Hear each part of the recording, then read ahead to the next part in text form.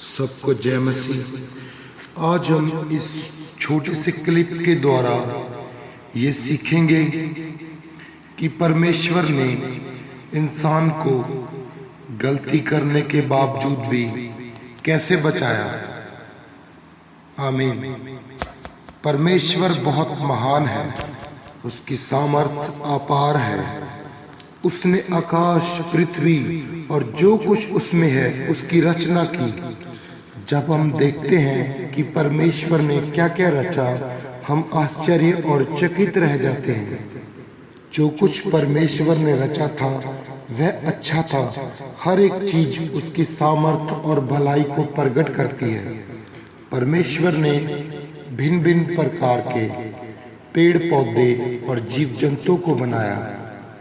तब परमेश्वर ने मिट्टी लेकर मनुष्य को बनाया और उसके नथनों में जीवन का सांस फूका और जो पहला मनुष्य आदम कहलाया। तब परमेश्वर ने आदम की एक पसली निकाली और उस पसली से स्त्री को रचा ताकि वो आदम की पत्नी हो, और उसकी पत्नी को हवा का नाम दिया गया।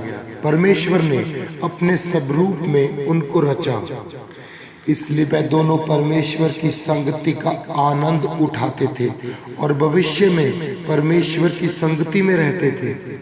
जो परमेश्वर ने उनके लिए रचा था, बगीचे को आदम की वाटिका कहा गया, और वहां पर मृत्यु नहीं थी, दर्द नहीं था, कुछ भी नहीं था। परमेश्वर ने आदम को यह आज्ञा दी, तुम हर एक पेड़ का फल खाओ, पर एक पेड़ का फल ना खाना, उसे छोड़ देना। और कहा, अगर तुम उस फल को खाओगे तो मर जाओगे। लेकिन एक दिन शैतान ने स्त्री को परखने की कोशिश की और स्त्री ने फल को तोड़ा, खाया और अपने पति को भी दिया। उन्होंने ऐसा इसलिए किया क्योंकि परमेश्वर से ज्यादा उन्होंने शैतान पे विश्वास कर लिया। उसी टाइम परमेश्वर के साथ उनका संबंध, कांटेक्ट टूट गया, क्योंकि परमेश्वर पवित्र है। उसकी आज्ञा तोड़ने वाले उसकी उपस्थिति में नहीं रह सकते। परमेश्वर ने आदम और हवा को आदन के बगीचे से बाहर निकाल दिया। उन्होंने परमेश्वर की आज्ञा को नहीं माना, इसलिए उन्हें शर्मिंदा होना पड़ा। इसलिए आदम, हवा और उसके वंश के लोग दुख के भागी हो गए।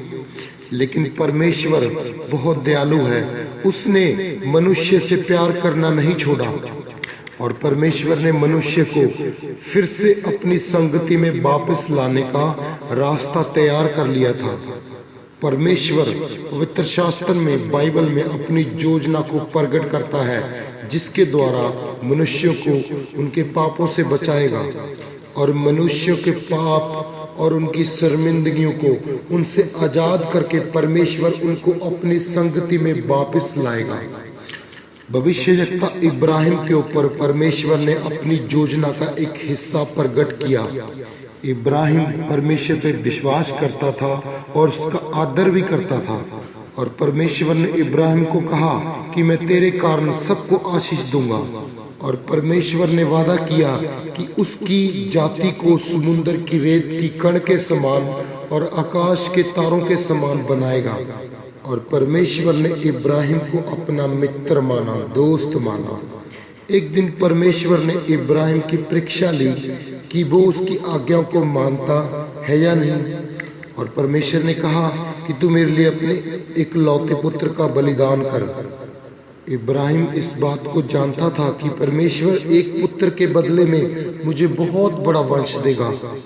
इब्राहिम ने परमेश्वर पर विश्वास किया और उसकी आज्ञा को माना, ताकि वह अपने बेटे को मारकर परमेश्वर के लिए बलिदान चढ़ाए। इब्राहिम ने अपना छुरा उठाया, लेकिन परमेश्वर ने कहा, इब्राहिम, उस लड़के को नुकसान ना पहुंचा। मैं जानता हूं कि तू मेरा डर मानता है। और परमेश्वर ने इब्राहिम को कहा कि तू मेरी आज्ञाओं को मानने के लिए तैयार है। तब इब्राहिम ने एक भेड़ के बच्चे को देखा जो झाड़ियों में सिंह के साथ फंसा हुआ था।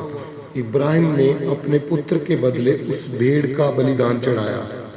इससे हम सीखेंगे, जब परमेश्वर ने इब्राहिम के बेटे के लिए भीड़ का प्रबंध किया, उसकी जान को बचा लिया। और परमेश्वर का प्रेम एक अच्छे पिता के प्रेम जैसा है जो अपने पुत्र से प्यार रखता है। और परमेश्वर हमें यह बताना चाहता था कि वह मनुष्यों यानी कि इंसानों की जगह पर एक बलिदान की तैयारी करेगा। आप समझ गए होंगे मैं कौन से बलिदान की बात कर रहा हूँ। आगे आगे जब बाइबल को पढ़ेंगे तो मैं समझ आएगा। इस वचन से आपको आशीष मिले। God bless you. आमीन।